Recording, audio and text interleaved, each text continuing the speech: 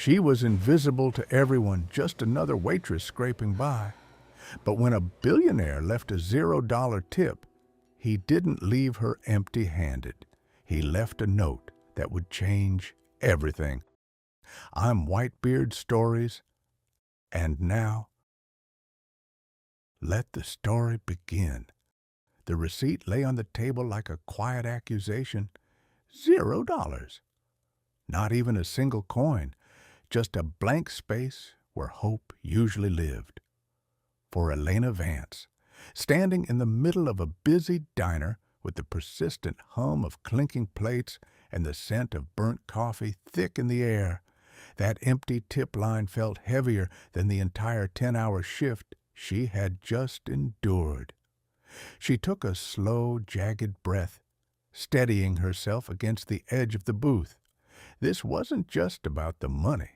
It was another sharp reminder that life rarely showed mercy to those already stretched to their breaking point. Elena was 27, a single mother doing her absolute best to hold together a life that felt permanently one bill away from a catastrophic collapse. She worked double shifts at a roadside diner just outside Oak Haven, a town that seemed to exist somewhere between the forgotten and the intentionally overlooked. Her mornings began long before the sun dared to peek over the horizon, packing snacks and coloring books for her 4-year-old daughter, Sophie, who spent the day with a kind but weary neighbor, while Elena poured endless cups of black coffee for strangers who rarely bothered to learn her name.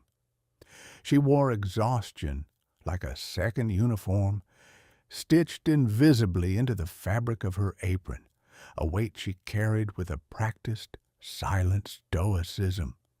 That particular Tuesday had been an unrelenting marathon. The lunch rush had blurred seamlessly into the late afternoon lull, and then they arrived. Everyone in the diner seemed to notice the moment he walked in. He didn't announce himself, didn't demand attention, yet his presence shifted the entire atmosphere of the room.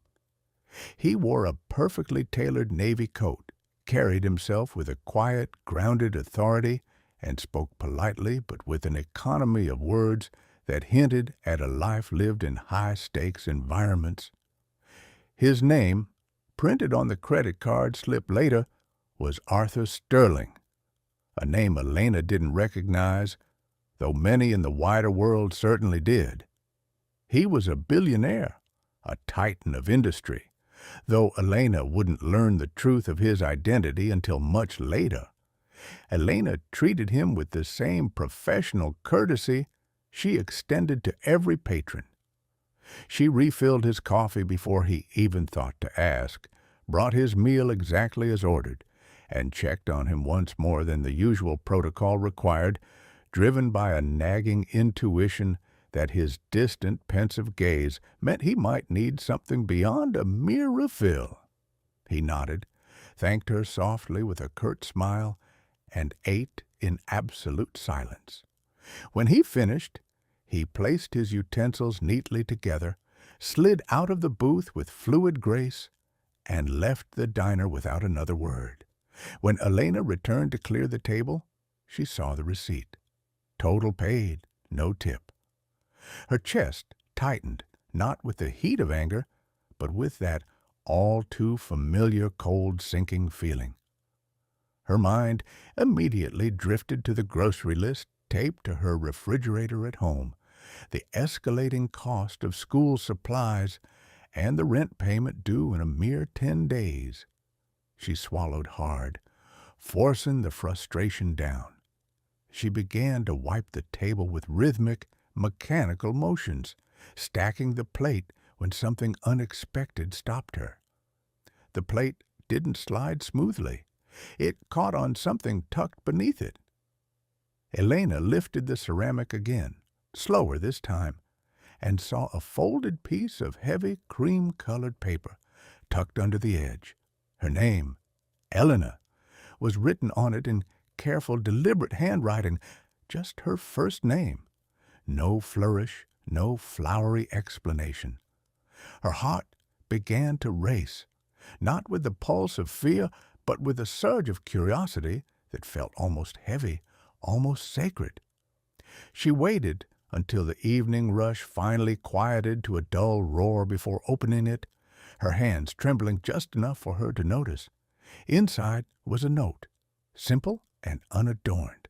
It spoke of observation. It spoke of noticing how she balanced a child's drawing tucked safely into her apron pocket, how she spoke with infinite patience to every demanding customer, and how she carried herself with an unwavering dignity even when the day was unremittingly unkind. It ended with a single sentence that forced her to sit down in the booth, the breath catching sharply in her throat. This is not a tip, it is an opportunity.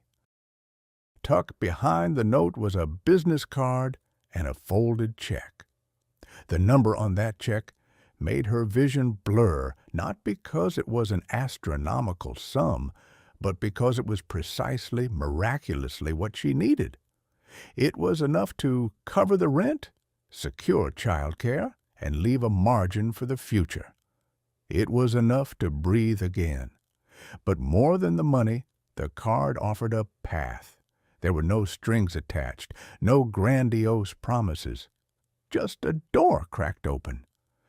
Elena went home that night in a daze. She held Sophie a little longer than usual, listening to her chatter about the shapes she had learned to draw that day, and for the first time in years, she felt something new and terrifyingly beautiful bloom in her chest, the sensation of possibility. The next morning, after dropping Sophie off, Elena sat in her car in the parking lot for nearly 20 minutes, staring at the card before finally dialing the number. When someone answered, they didn't rush her. They simply listened. Weeks passed, then months. Elena didn't quit her job immediately. Through her phone calls and subsequent meetings, she learned that Arthur Sterling ran a foundation specifically focused on revitalizing small-town businesses and empowering overlooked talent. He believed that true dignity was forged through work, not handouts. The note had been his unconventional way of testing something, not her obedience, but her character. Would she notice what others ignored? She had. Through a rigorous program of mentorship, specialized training, and access to resources she had never dreamed possible, Elena discovered she possessed a natural, hidden knack for operations and leadership. The diner owner, initially skeptical, eventually noticed the positive shift in the establishment's efficiency and culture, offering her more responsibility. Years later, Elena stood in the center of that same diner. It was different now, brighter, busier, and filled with the genuine laughter of a community that felt heard and valued. She had taken the foundation's grant, modernized the diner's core operations, and transformed it into a local hub that specifically hired other parents who were struggling to juggle the demands of work and family. As the late afternoon sun streamed through the front windows, hitting the worn wood of the counter, Elena watched Sophie, now much older, sitting at the counter doing her homework. Elena leaned against the counter, finally at peace, knowing that a single act of kindness, observed by the right person, had not just changed her life, but had rippled outward to change countless others. The cycle of survival had been broken, replaced by a legacy of opportunity. The air in the diner remained warm, smelling of familiar coffee and roasted beans. Yet the atmosphere had shifted from one of weary survival to one of thriving community. Elena often thought back to that singular Tuesday afternoon, the way the silence had seemed to hang suspended between her and the billionaire. She remembered the precise sensation of the paper beneath her fingertips, the way the world seemed to hold its breath as she unfolded it. It wasn't just the money that saved her, it was the validation. For years, she had been invisible, just another nameless face in the service industry, a fixture that people looked through rather than at. Arthur Sterling had seen her. He had seen the way she worked, the way she treated others with respect, and the way she refused to let the weight of her struggles strip her of her humanity. The foundation had become an integral part of her life. She remembered the first time she walked into their headquarters, expecting polished marble and cold corporate indifference, only to find people dedicated to the quiet, arduous work of building up the marginalized. They taught her about business strategy, about the nuances of local economies, and about the power of reinvesting in one's own backyard. She had taken those lessons, tempered by her own years of experience in the trenches, and applied them to the diner. She made sure that every employee felt seen, just as she had been seen that day. She instituted fair wages, flexible hours for parents, and created a welcoming space where people felt comfortable sharing their stories. The diner became a pillar of Oak Haven. It wasn't just a place to grab a meal, it was a sanctuary. People came there for coffee, but they stayed for the sense of belonging. The success of the establishment was not measured merely in profits, but in the families it helped support, the parents it helped stay afloat, and the children like Sophie who grew up watching their mothers build something enduring. Elena's life had been completely rewritten. The constant anxiety that had once defined her existence, the dread of the end of the month, the fear of unexpected expenses, the feeling of being perpetually on the edge of a cliff, had evaporated, replaced by a quiet confidence. She knew that she had earned her place, that her efforts had been recognized, and that she was a vital contributor to the success of her community. She wasn't just the waitress anymore. She was a business owner, a leader, and a source of inspiration for others who felt forgotten. In the evenings, when the diner finally quieted down, Elena would sometimes find herself sitting in the very booth where it all began, staring at the table and reflecting on the trajectory of her life. She thought of Arthur Sterling wherever he was, and wondered if he knew the profound ripple effect his one moment of kindness had generated. She realized that real power didn't lie in hoarded wealth, but in the capacity to see potential in others and to provide the spark that allows them to realize it. She was the manifestation of that philosophy, and she carried that responsibility with grace. As she looked over at Sophie, she felt a profound sense of gratitude. She had not only secured a future for her daughter, but she had also provided her with a role model of resilience, hard work, and the importance of kindness.